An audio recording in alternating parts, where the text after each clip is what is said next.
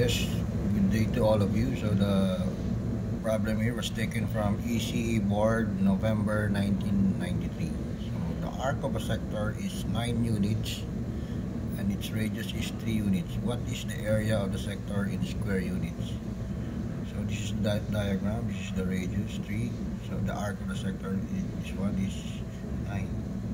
So the formula here is area is equal to 1/2 of the radius times the arc of the sector, this one.